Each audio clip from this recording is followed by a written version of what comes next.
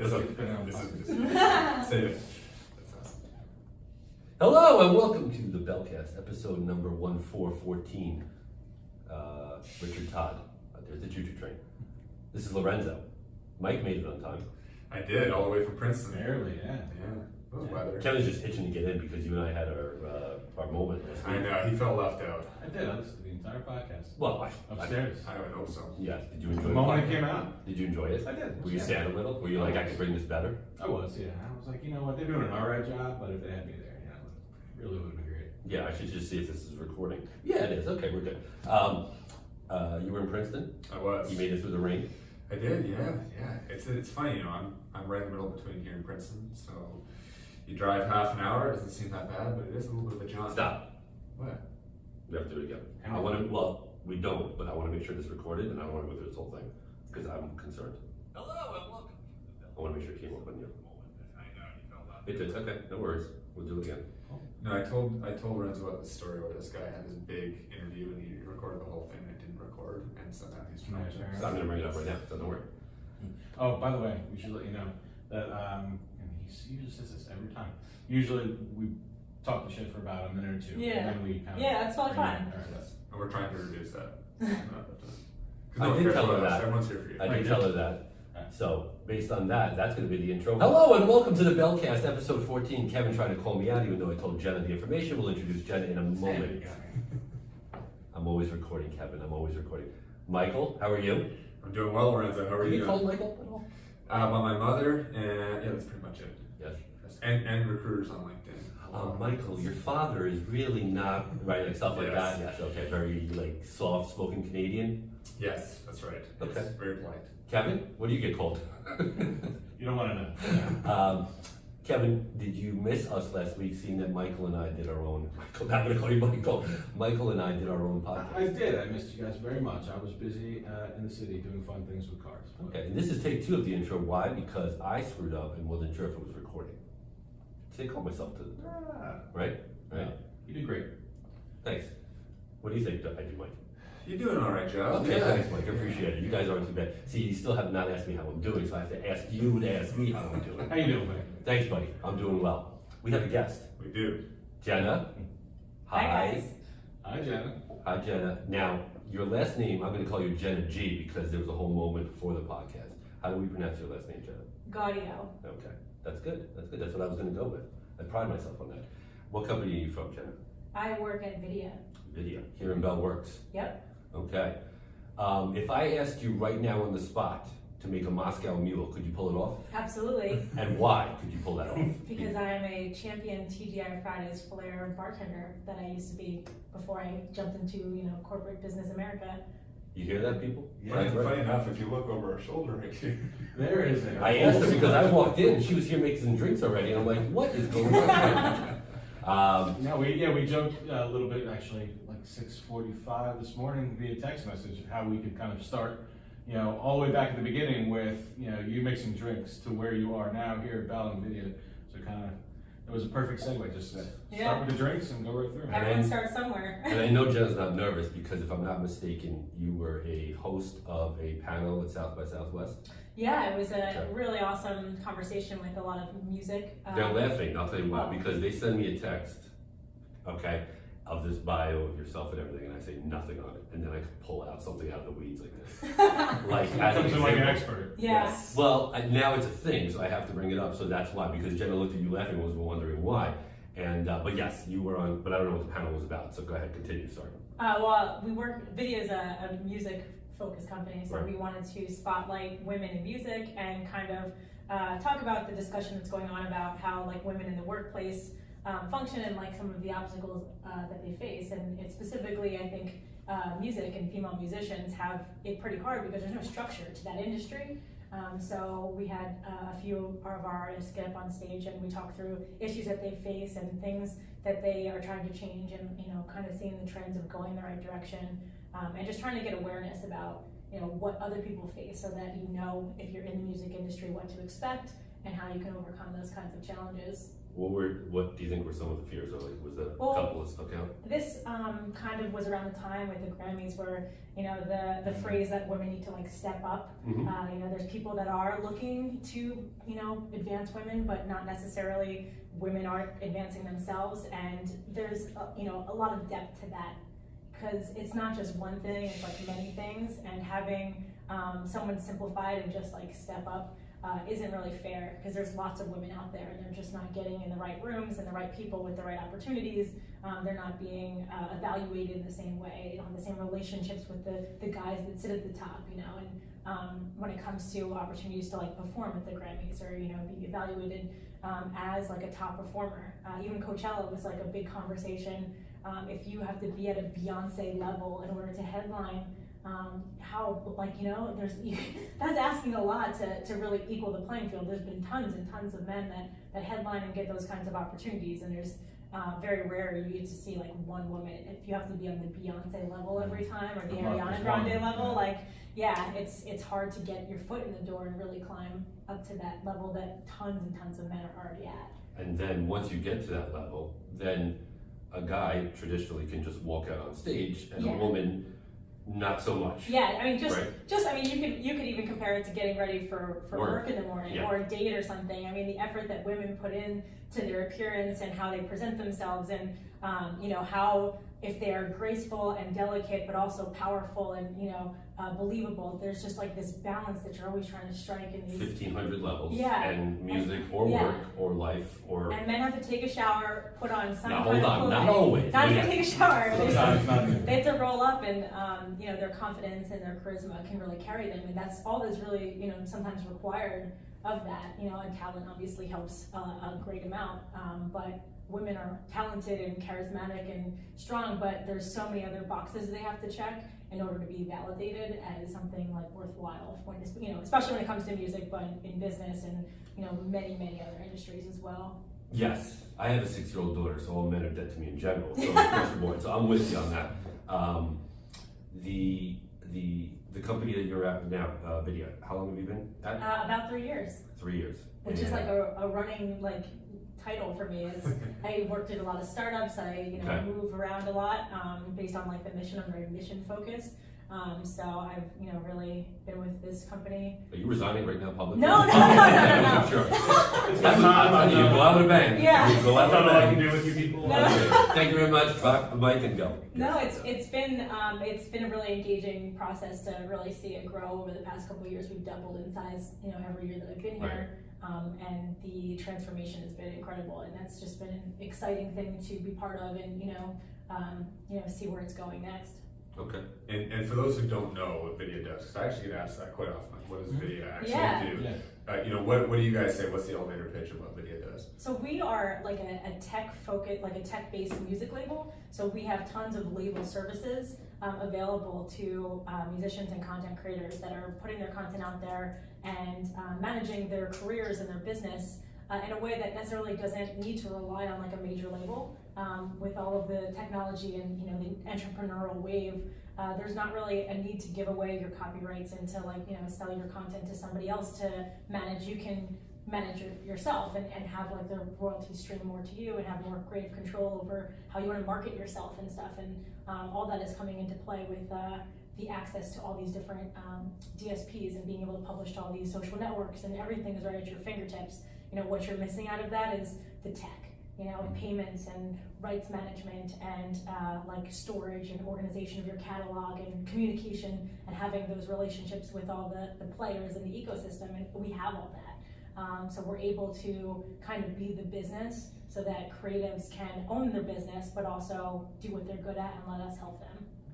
You guys kind of have evolved even recently, because I at first when I first found out about you guys, it was kind of like we help artists monetize themselves online. Right. I think even just this little elevator pitch you just gave, you guys have really expanded in the past couple of years. Yeah, the CEO of Royal Amana started it as music video submissions. So initially, even before the monetize yourself on all the platforms, it was send your video to MTV, BET, CMT, and we would like package them and send them. And then he found a way to automate that through tech so that it was more accessible and the business could scale. and then he saw the opportunity to monetize. Now you can monetize obviously on YouTube, Facebook, Instagram, SoundCloud, those kinds of things. And from there, you talk with the artist, and we have a career relations team that has really good relationships with our clients and figure out what they need and where they're going, and then to have that innovative insight to see where the industry is going.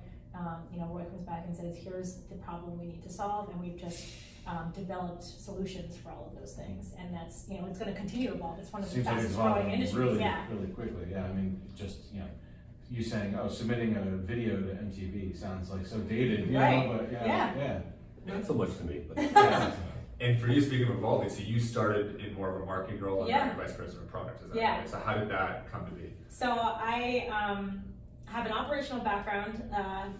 My first couple jobs, and then I moved into marketing so I could get more into like the private sector tech world, and that's like kind of where I kind of got going by working in another startup, and then I got acquired and getting like the visibility for the company and the tech and everything like that. So I came on to Vydia to do the same thing. They had an amazing development team. I think at the time we were about 10, 15 guys. We had some operations guys, but it wasn't, it needed to scale, and it needed the visibility it deserved. So he kind of brought me on to, organize how we were going to scale, and then really define the messaging and the personas and who we're trying to help, and then, elevate us to a certain level. And then when I had kind of done that, he recognized that we could really become this powerhouse in the industry and help labels, not just single content creators, but independent managers and independent labels. And what we needed to do that was really dial up our development and really structure it in a way that we defined what we wanted to do, because we were building things that we never know it doesn't exist right now. So there's a lot of like coordination and communication that goes into that. And we really wanted to get marketing to move towards like label marketing, like supporting the artists. So we wanted to build like a label services department. And my experience is mostly around tech and team building and stuff like that. So it made sense for me to move into a position where I could help align a lot of the development, design teams, product managers, marketing. And marketing is now focused on the artists and really expanding their content and their careers, because if they succeed, we succeed. So it all kind of evolved in a really smart way. Do you have to be delicate to the point of where you don't tell the artist to not be the traditional record label, we're going to take over type style? Is that something that an artist is defensive against initially, with worrying about, I have to have my art portrayed a certain way within the marketing world when they come to you or when you meet with them? I am definitely not the artist label expert. I'm definitely more of like tech and media. As far as like actual musicians, I would have to say that I know that Roy spoke about this at a conference and how like culture plays a big factor in this. Like Americans for sure definitely have this idea of like getting signed and everything that comes with that, but we work a lot in like the hip hop and Latin community, and I think a lot of them are very like smart and creative in the way that they handle their content. They know what's at stake, and even you'll see it even on like the major like pop charts. You'll see artists that you see their full arc, right? Like Taylor Swift like owns her masters and she wants creative control and she's like a marketing genius. The artists that we work with on the Latin industry and hip hop, like they have the same creative instinct. They have the same like desire to own what they built. They don't necessarily. The thing that they're missing is backing. The Latin culture, especially, had to probably they've seen predecessors do it on the grassroots style, because really until maybe the mid to early '90s. The Suavemente song, or like the Latin culture didn't come into mainstream America.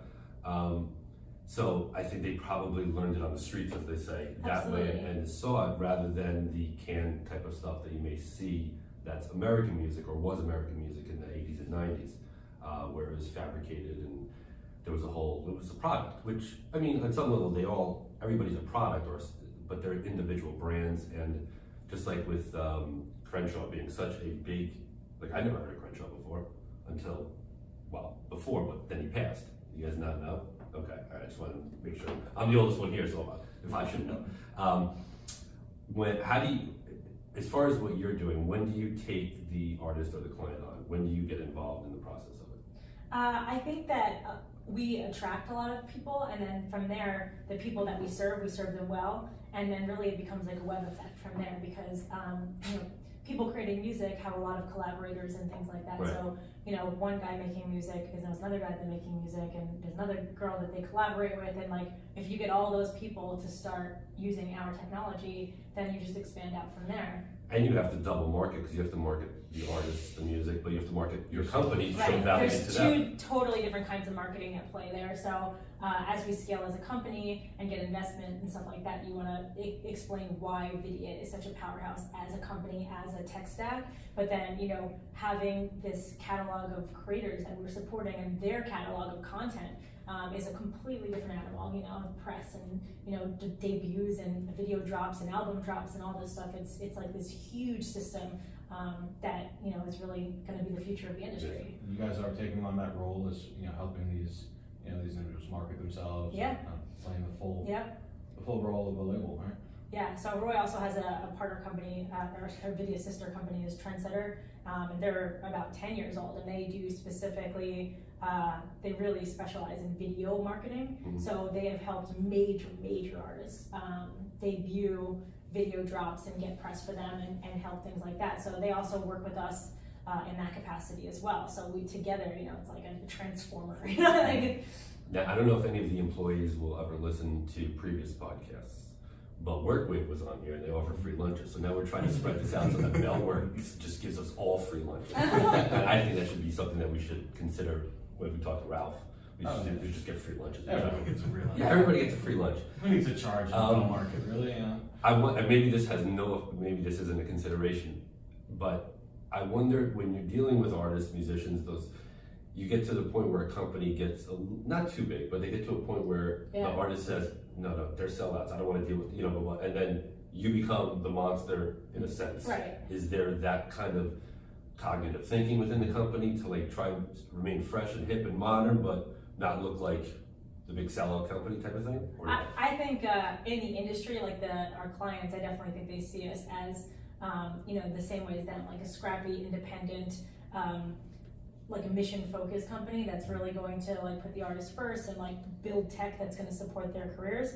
As far as the company goes, we have this thing where we started as a book club, and we read business books together, so we can understand how we got from A to Z, and we've still got a long way to go. But going from a small company to a small to mid-sized company is like a huge jump, and as we grow, we're going to become a mid-sized company. And with that, there's always growing pains. Yeah. You all start with like working for your charismatic leader and the mission of the company, and then as you grow, you can't talk to everyone every day. So how do you get that culture to stick, and how do you keep the company mission focused?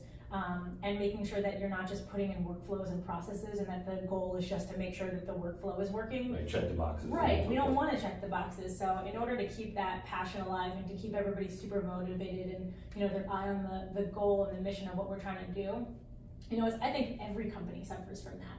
And especially in like a big corporation, there's like, hundreds of people in one department. And to It's challenging. why are you here is a really important question for everyone to answer in order to like love your job. And I think that we're at a really good size. We're like 50 people, and that's like the sweet spot where people start to say like, oh, you're gonna double in size, and then you're a big company. So we're like in the middle of figuring out exactly like how we keep that culture alive and that message clear as we continue to grow the company. It's like that second tier management, that bridge management from the employees to the real decision makers up top really could be the glue and the key point of it, because they can hear what the employees say, and they can also know what the objectives are of the top board members. Right. But also, just everybody over 45, just fire them every once in a while. No, I disagree with that completely. Really? No, absolutely. Fire them. I think diversity, I know it's like a played out cliche thing to say, but I think diversity plays a huge role in things. I have been pretty much the only woman, or one of 2 or 3 women, in every room I've ever walked into when I start at a company. And, you know, after that, women start to flood in because, you know, the 2 or 3 women that are there know other women and bring in those smart women. And then all of a sudden you're Funny how that works, yeah, right? and Imagine. the same thing with different minorities, you know, like you invite who you know, and that goes back to like why there are so many men in the top and women are trying to, you know, evolve is because like who's in that inner circle. And the same thing goes for age. If you have just a bunch of young guys and gals running around with no experience and insight into the world and how it works, you know, you're missing something. To have people that have lived through some stuff, you know, and can talk about it and can identify problems and advise from like a senior level, even if that senior level is just life. I think it's important to have that perspective in the room. Otherwise, you know, you're just one voice. You know, I do another podcast, and I had a police officer on there, chief of police, and he was telling me how when he entered the police staff, that he was the only African American in there. And when he left as chief of police, he had a ton of diversity. Mm-hmm. And I said, well, that must have been, you know, great. And then he said, only if. He said it wasn't great. He said because the model of the company, the police, the department, the training, still was antiquated and old thinking. Oh yeah. So he said instead of the diversity becoming great, it actually just ended up being part of the process. Mm-hmm. And it didn't, even though you saw on the picture diversity, it didn't work because the process, so while you walked in there as the only woman, if you were, you know, if the process didn't change or evolve or wasn't at an optimal point, other women may have come in, other minorities may have come in, but they may have just gone through the boxes. So Right. It's part and parcel to, you know, they say it's things from the head down, you know, or it can be great from the head down. Yeah. So, You got to be somewhat of a rebel rouser, you know, and I definitely am. You yeah, know? sister, I tell you.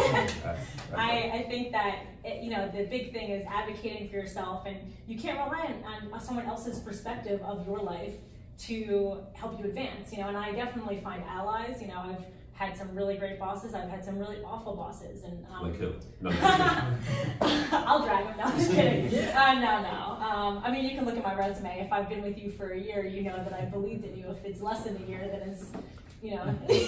Funny you say that. You had a boss that you were a personal assistant for, and you had a moment Yeah. with that boss because Yeah. he missed a appointment. Yeah. So Right? yeah, so I mean that was a really interesting turn. When I worked for Yashi, I was coming out of the government. I was used to be the operations manager of electronic warfare for the Department of Defense, and well, my job was before that. My job was to take Fort Monmouth and move it down to Maryland. And when Fort Monmouth closed, they offered me that position down in Maryland, and you know. You grew up in Jersey? I grew up in Jersey, so it was really hard. And actually, you know, so I was there for a couple of years, and I loved my job and I loved the people I worked with, but you know, everyone thought that I was like this amazing powerhouse in my early 20s, and I was like bored. You know, it was a little bit operational. We got furloughed, and I was like, what is this? I don't have to go to work. Like it was, you know. So then I wanted to get into the private sector and work in tech for, you know, a fiery, you know, person. And I looked into Yashi and found Jay and Caitlin Gould and their story, and you know, I pitched myself to get that job. And I, you know, wasn't the right candidate because you know, the thing you avoid in tech startups is somebody that is like very operational, like dialing it in the government, working short hours, like a lot of benefits, you know, like it's just a different experience. And I said, let me prove to you that I can do this job. And he's like, I don't know if you're overqualified or underqualified. He's like, I need an executive assistant, and you know, I need help with a lot of different things with the company. And I was like, this is a good opportunity because I can see what goes on in the company, pitch myself, and I said, you know, in 3 months, you know, like reevaluate me. So I actually probably the opposite of what most people would do. Yeah, I think so. I give that advice out a lot. It's a risk. It's a huge risk. I moved back from Maryland. I moved back to Jersey. I moved back in with my parents because I took a huge pay cut. Huge. To be an executive assistant. Exactly. I did the exact same thing. Did you really? I did. I'm not gonna I can tell the story where, but I did the exact same thing. But yeah, so he's like, you know, at the time he ignored me, and I found him on LinkedIn. And messaged him and said, just give me a shot. And he's like, I'm already evaluating people that are actually right for this thing. So you're not going to regret this. Went through a brutal interview and became an executive assistant, which to most people would be like, that's not really something to be super proud of yourself about. But I was ecstatic. And I tried really hard to make him happy and like, you know, stay out of his way and keep things running clearly, let him know what he needed to know. And, I was one of 2 women at the company, and, there were some struggles there. There's, really typical struggles but he doesn't know about them because he's running the company and doesn't see the everyday personnel stuff. So I was like really, really stressed, and, I was letting him know that he had meetings, and if he missed the meetings, then I figured he's the executive, it's not who am I to say, you're gonna miss this very important You need to be in your meeting. meeting. Right. Yeah. So it got to a point where you could see your attitude changes, your demeanor changes, and I wasn't the person that I wanted to be, and he noticed it, and it got to a point where he missed an important meeting and pulled me into the hallway, and he was just so furious, and I was just like, why shouldn't I fire you? Was it really an important meeting, or did he think it was a really No, it was a really important Okay. meeting, and I had told him about it, but he was also in an important meeting. So, what do I do? It's not for me to judge, so I thought. And, there was just a miscommunication because I thought, and this is a female thing too, right? I definitely take, and it's also another female thing to take, the blame, but really It's all my fault. I thought that I was annoying. I thought I didn't want to interfere with his day. I thought that I was secondary, in his So you role. fell into the stereotypes. I definitely fell into the But stereotype. that's, culture and just learning the way it was. And that moment really changed it for me because he was so mad at me and I had put in so much effort for what I thought I was doing was right. And the thing that he needed was for me to advocate for him to stay, because he's got a lot going on too. My job is to help him stay on track, to prioritize his day, to communicate what's going on in the company, and advocate for him and what's best for the company. And then if things are going wrong with me, if I need to be in a good headspace and in a good place for the company, if something is upsetting that for me, I need to advocate for It's myself. like parenting. Right. You have to, but you were also dealing with something going on at the office, right? That was distracting, or something. Yeah, else was going on. so there was one guy there that kept putting me down and undercutting me, and when the CEO wasn't in the room, he would just say things in front of people and just treated me pretty awfully, and I just kind of took it. And other people saw it, other executives saw it, and they were trying to mentor me through it. But ultimately, when it all came to light, when there was enough evidence to prove that this was an issue that wasn't my fault and that it was unnecessary, obviously that person was removed from the company. And after that, I was promoted and, continued to climb from there because all the weight and the problems and the miscommunication was lifted off. And a year to the day that I was promoted, we got acquired. So we were doing, there's Pretty well, yeah. there's something to problem solving. Yeah, no, absolutely. I think it's funny that you took that risk in the first place, right? Like you said, most people wouldn't do it. So when you got promoted, what was the role, and then how did that kind of shift into now being at Vydia? Yeah, so I went to being the executive assistant for about 3 months, and then I became the head of marketing. Wow. I built the marketing team, I built an intern program, I've hired 15 interns. And the point of that was we're in South Jersey, it was in Toms River. We were working in video ad tech, which was very new, very innovative. Video hadn't hit yet the way that it has now with Vydia. And if you're going to teach people or hire people for ad tech in South Jersey, you're going to have to train them. So I said the strategy here is to hire them as interns, train them, and then promote them. And we did. So we pretty much put them through boot camp, had them learn the entire company, learn the entire industry. I headed up education, and then we put them in different departments and then elevated those departments and brought in the next group of interns. And we continued to stack the company like that. And that worked out really well for us. And then, from there, now the company is part of me, and everything I did, I thought of with the company in mind. I worked closely with the CEO and helping get his message and the company's message out there. We did a lot of events and really let people know who we were and that the brand was us. Because a company doesn't have a personality, the company is the people. And I think we were really smart about that, and that's something I believed in. So we always put the team first, and then we built the company on the team, and then the company, built itself. Could you have rehired that guy and just to fire him one time? No. We have a position as an intern for you if you'd No. like. It's my personal assistant, by the way. No, I Get definitely. me coffee, man. The one thing I have learned is that I definitely waste a lot of emotion and energy trying to change things and people in the status quo, but I have learned that there are some people that are going to stay the way that they are, or they're going to hang on to the way that they are. They've just gone through too much that their perception and their lens is not going to see what I see, no matter how much energy. And I forget it all the time. It's not like, oh, I've learned this thing and I'm wiser now, but there definitely are one handful of people that I've come across in my career that I'm just not even going to try and solve their problems because they just don't want to hear it. Philadelphia Eagle fans, that type. Yes, those are the people. Most of our office is Eagles fans, and although I'm not, I definitely do I'll not meet them in support the parking Eagles. lot at Yeah. 5 o'clock. I do support after the them. worst Giants draft ever last night. But anyway,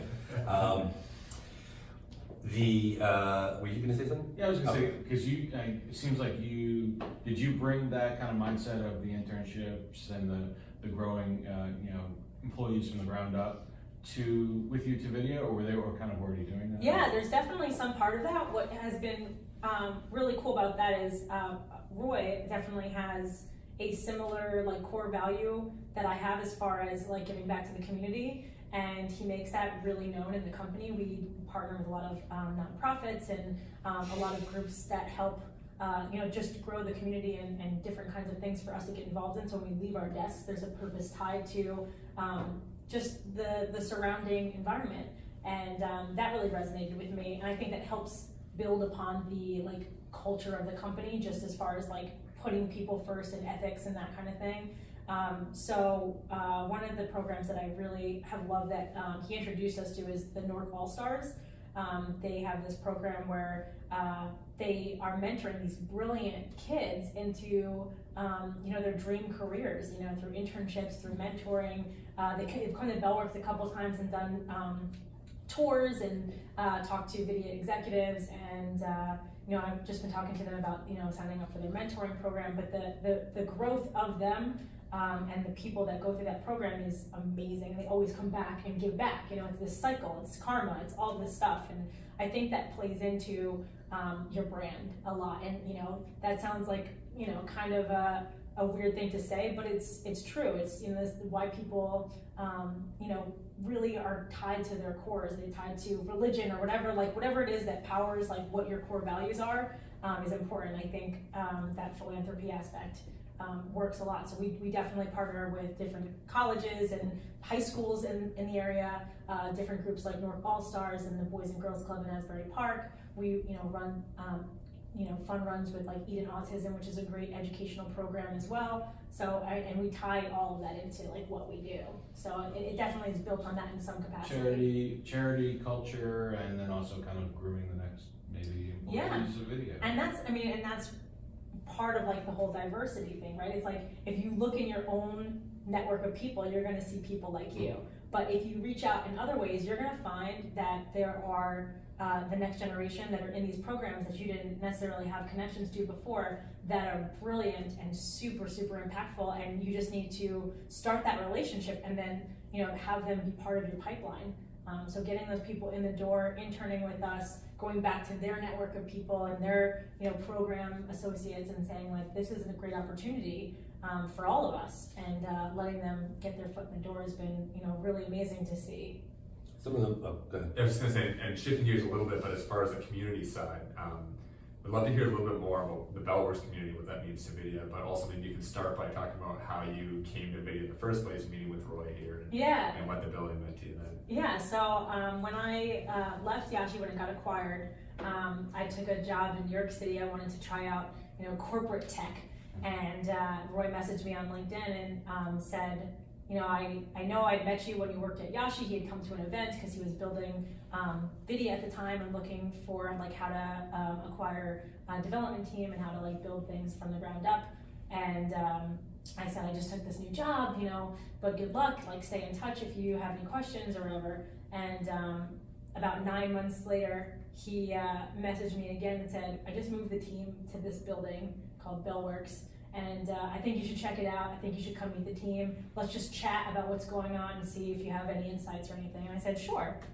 So I came in and everything was still under construction, but you walk into that atrium, it's 2 million square feet of emptiness, and the only thing I could see were these lights coming up from the ground, and I'm just twirling. And he walks right up to me in his like charismatic, CEO way, and he was like, pretty cool, right? And we sat down and talked about, how he had gotten the company from 0 to 1 and, where he wanted to take it from there and the kind of missing gaps that he had.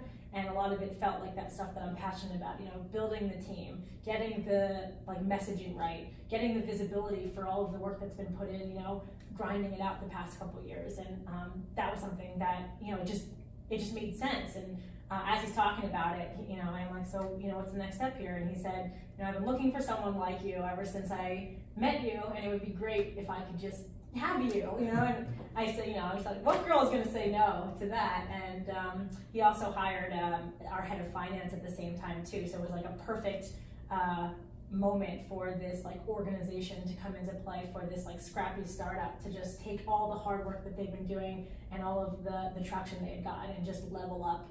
And it's been going in the right direction. Howard, so if there's an artist in Bellworks that wants to, they could just show up with their guitar at the front door over there and just start playing, because there are probably people who probably are saying, I'm an artist, maybe this is something. What's the best way for them to approach, specifically if they're in Bell? So we have like an application process now. Like when we first started, it was whoever is trying to create content and monetize it, you know, we wanted to help you get it out there. Obviously, if you're going to scale, once you get that traction and once you validate like your assumptions on how something's going to work, you have to refine it, because again, we're not a huge machine of hundreds or thousands of people.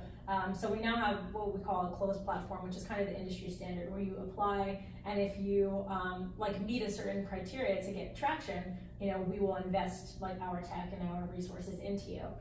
So it's just a matter of like, do you have like a following? You know, can you find, if you put out music right now, is there going to be some kind of traction? And, you know, what is the quality of your videos and your music? Like, you know, is it something that, you know, we can put on Vivo and, you know, put some marketing behind it and stuff like that. So we have a team that assesses, you know, what your Talent? But it's like the artist is good.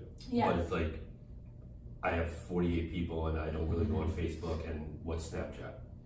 And I know that's probably not part of the norm, but in some cases it possibly might be, or it might be, they might be like, you know, I'm too shy, I don't want to be on video. I just want to hear my audio. Probably not the best client. It's, yeah, I mean, Okay. we're a video focused company, Yeah, no, and, gotcha. like, and I, you know, I personally like believe in like video. You don't bring out the like, Kool-Aid and like, Oh yeah, I am like a video, like media, like I love movies, Okay. I love, you know, social media and stuff like that. So like I definitely drink the Kool-Aid when it comes to being video focused, but I think that we definitely work with clients. Again, like it has to do more with like the web effect, and like, you know, we work with local artists. We work with some musicians in like the Asbury Park community and stuff. And you don't have to have this monster following or, you know, already be a star. Video is definitely an entry point for artists that go viral, that do find traction. But you do need to have some like validation that you are moving in the right direction, because we are not necessarily at the point where we are like managing artists. We are just helping artists grow their own, you know, career and their own content. It's like the kind of like the, you know, the scrappy artist who's kind of DIYing their own career at home. You know, putting out videos, putting out stuff, and you know, and they're looking to take things to the next level. And it's not really, you know, signing with a major label. It's you kind of coming in and helping to nurture their career. And if you're good, I mean, you will find traction. You will find, like, everything is so accessible now. You've got Instagram and Facebook and Twitter and YouTube. Like, you can just upload something and start putting good content out there and connecting with people that appreciate that, and, you know, buy into your lifestyle and buy into your message and everything. And that's not that hard to do. And if you can just validate that, you go to the next level of needing, you know, marketing and, you know, some support and funding for creating more content and monetizing and optimizing that to like a bigger level.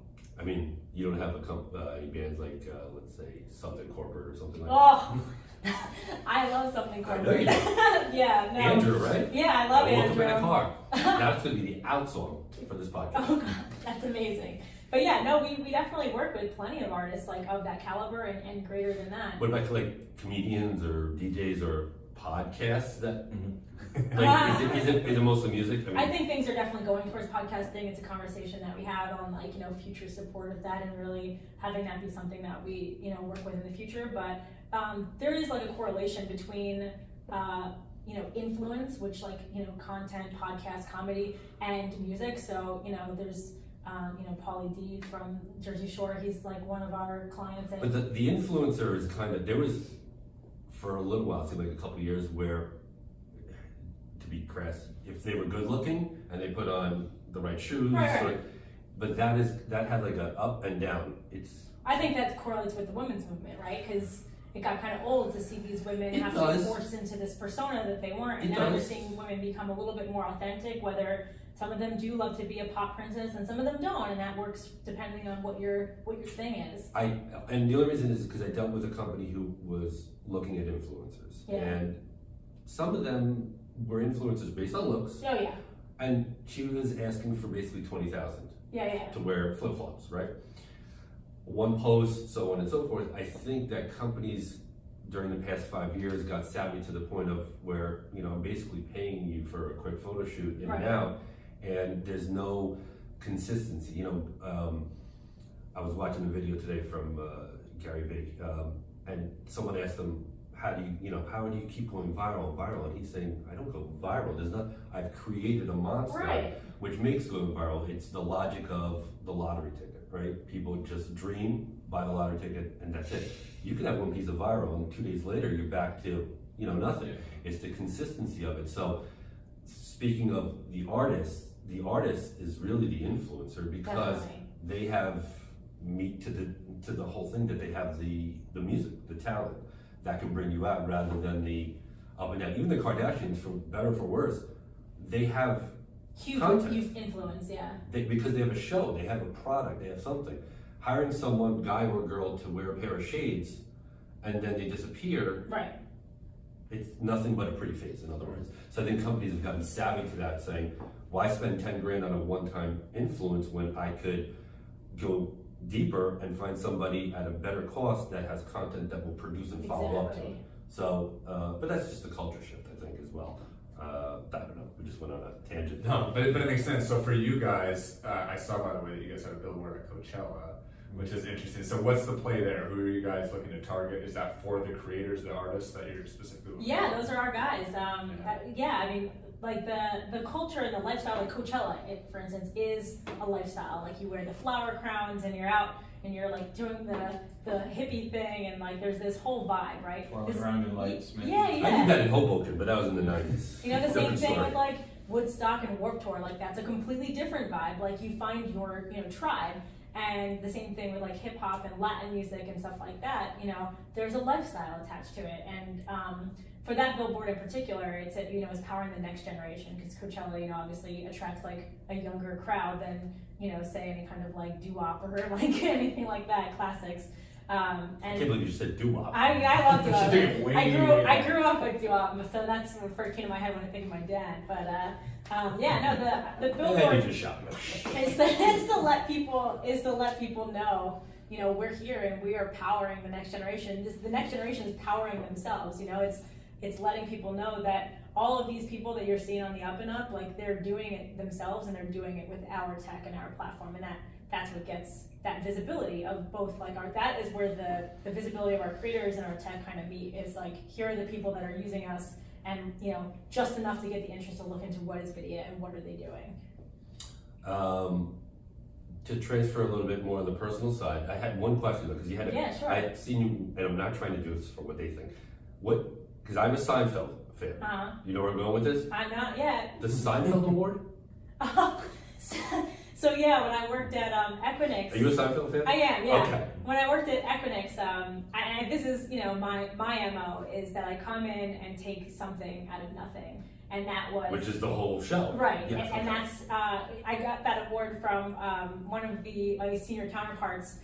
She was actually when I worked at Equinix, I was working for the East Coast in Canada, and we had to do an event in Dallas, so it was the like Midwest territory that we were helping out, and she had the senior counterpart there. Really watched me grow over the past couple of months that I had worked there, and how I just take something out of nothing and make it something like magical. Sort of like the Midwest. Yeah. It's okay, we're on the coast. We don't have to say that, right? Yes. I Do just they have podcasts in the Midwest? Oh, okay. I like to buy into something wholeheartedly. So, we would do things where, we needed to get the sales team to like hit their mark, and like we would have this day where we just focused on like powering through closing as many deals as we want, and I was part of leading the marketing effort. So it's like, how do we do that? So I crafted a mini event internally to like excite the team, and we call it like Shark Week or whatever, and we would get food and everything, but I like put on like a shark costume, and like I made it like a crazy event, and we like hit like the best numbers we ever had. And that's not, it's because of effort, it's because you take something, you commit yourself to it, you put everything you've got into it, and then it becomes something, and it influences and inspires in what seems like a silly or small way, but the end result is usually epic in my experience. And that was just her way of recognizing what I bring to the table. I would like a Seinfeld award. We'd love to start one on the podcast. I'll make one up for myself, and I'll buy it, and I'll give it to me, and it'll be like George on the sofa, or it'll be like something like that. But you guys make something out of nothing every single time. There you go. I do, that's for sure. Yes. Yeah, I was just gonna say, so for people who are looking to learn more about Vydia, obviously you guys do a lot on social media. I mean, where can they go to learn more about what you do, and what type of people are you looking to kind of attract to your site? Yeah, I mean, I would go to Vydia.com, follow us on socials. We definitely, I love our Instagram stories. We feature a lot of our artists and give like fun facts. We have a really great blog that hosts like interviews and tips on how to navigate the ecosystem and publishing across all social networks. We talk about different things that we do inside of our technology, inside the platform. So we definitely communicate on like a daily basis on what's going on in our world. And yeah, I mean, definitely would like anybody to follow us, and if you're in the music industry, like definitely apply and check Just it come out. to Bell Works and start singing in the middle of the atrium. Yeah, we'll hear you. I'll hear you too.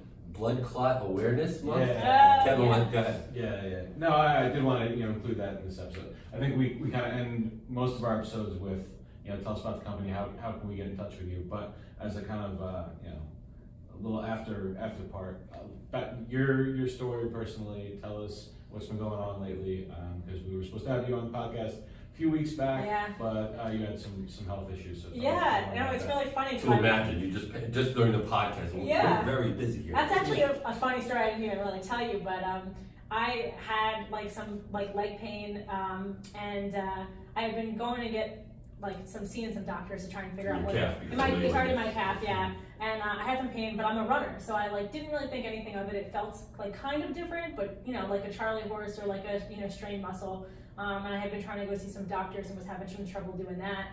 And then when I went to see the doctors, they misdiagnosed me a couple times, and I said, I'm going on this trip to Bali, like I'm getting on a plane. I read that if you have like a blood clot, you could die, but like whatever, like it's not a blood clot. I just want to make sure I'm a highly anxious person. And they were like, you're too young, like it's probably fine, but okay, like. Oh, the "you're too young" comment Yeah. is like.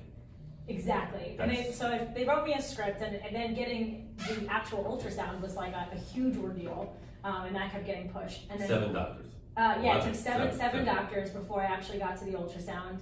And even when they were doing the ultrasound, they didn't believe it until they started to scan me, and pretty much immediately told me that I had to go to my doctor, I had to get put on blood thinners.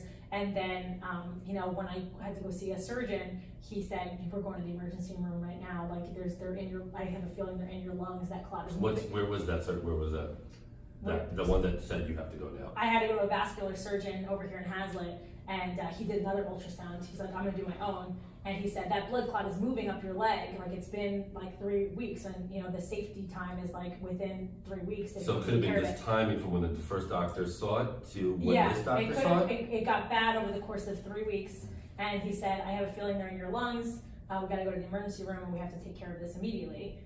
Which is funny because I went back to my apartment to get my stuff, and I emailed you guys, and I was like, hey, I'm gonna have to cancel our... It's funny now. It's funny now. Yeah. Not funny then Yeah, so much. the first thing I did was email and cancel all my meetings the next day, and we went to the emergency room. I was a mess. I called my boss, and I was like, I'm gonna die. And he's like, no, you're not. And they pretty much, they did a CAT scan, and they found them in every single compartment of my lungs. I had 5 pulmonary embolisms.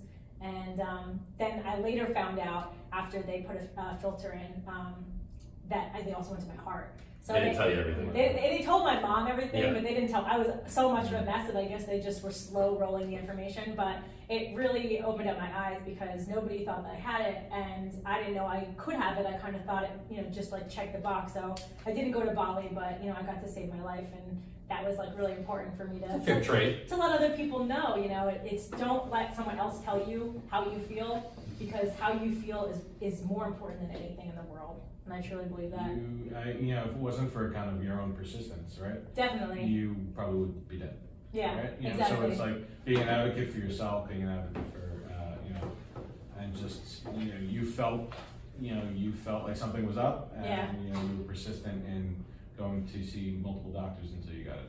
Yeah, I think when you have a gut feeling about anything, about your health, your career, your relationship, anything, I mean, you get one life, right? I just think you should go all in on however you feel, and I think it's always better to do something and take action than have to regret not taking action. And this time it saved my life, so it just reinforces that feeling that I've always had about everything I do. Do you think it was something that we said? Mike left. I don't think Mike is anti. He's going to get an ultrasound to Yeah, make sure that he I doesn't just have a scared the blood clot. crap Yeah. to that point. And this was, you've been back at work how long now?